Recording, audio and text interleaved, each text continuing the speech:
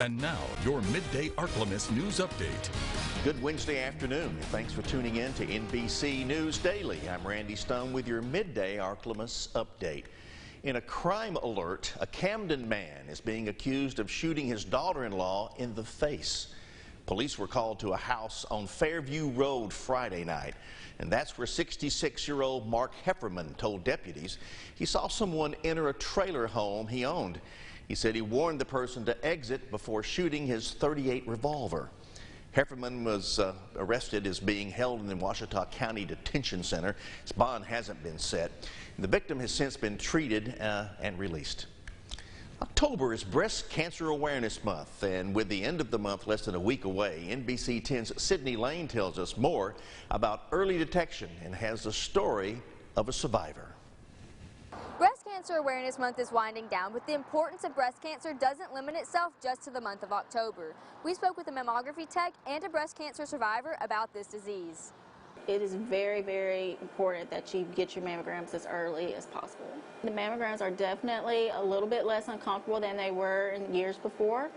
And also you can come in, talk with your tech, let them know how you feel, and we will work with you to make it as comfortable as we can. Early detection really is the key to survival. Breast cancer doesn't just affect females. Males can also develop this disease. Men get breast cancer also.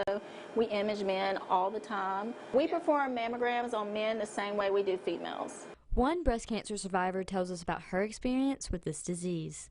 In 2013, my twin sister was diagnosed with breast cancer. So I just turned 40. So I was due for my mammogram, but I had not gone yet. If I had put it off, the cancer would have been worse. I would have had to have either chemo or radiation or both. In my case, all I had to do was have the surgery to remove the cancer. I've been cancer-free for 9 years now. We celebrate every year. We celebrate that milestone together. Reporting in Monroe, for your Ark-La-Miss news source, I'm Sydney Lane. Well, the trial for Quentin Tillis has been delayed once again. Tillis was set to appear in court this week for the stabbing of a ULM student back in 2015. He was indicted by a grand jury in May of 2019 on second-degree murder charges, but he's now been transferred to Mississippi to serve a 5-year habitual offender sentence. Do you have a daughter or know someone who is a woman in sports? We want to celebrate them on our morning show. Send us a video sharing a highlight of them playing their sport and share their name and what sport they play. There's no age requirement or age limit, so send us a video and we'll put it on the morning show in a segment we do every Wednesday. Our email is mornings@nbc10news.net. And now, exclusive Storm Tracker Doppler weather from the most experienced meteorologist in the Ark-La-Miss, Jared Floyd. Daytime highs today back in the low to mid 70s under sunny skies. Winds will stay out of the north 5 to 10 miles per hour. Some higher gusts still possible through the course of the day.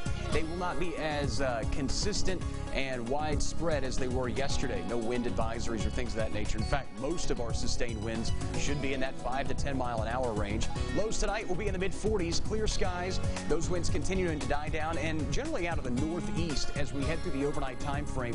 More of an easterly influence on the winds Thursday, ahead of southeasterly winds that start feeding the return flow of moisture ahead of rain chances late Friday and Saturday.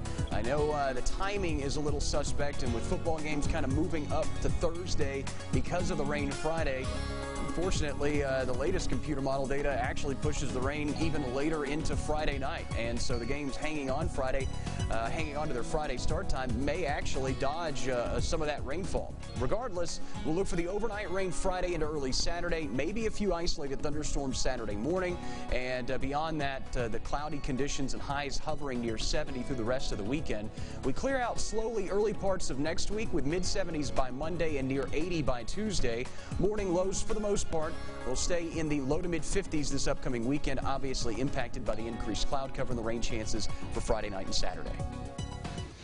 And if you get a chance, get out to the State Fair. NBC News Daily continues now. God bless.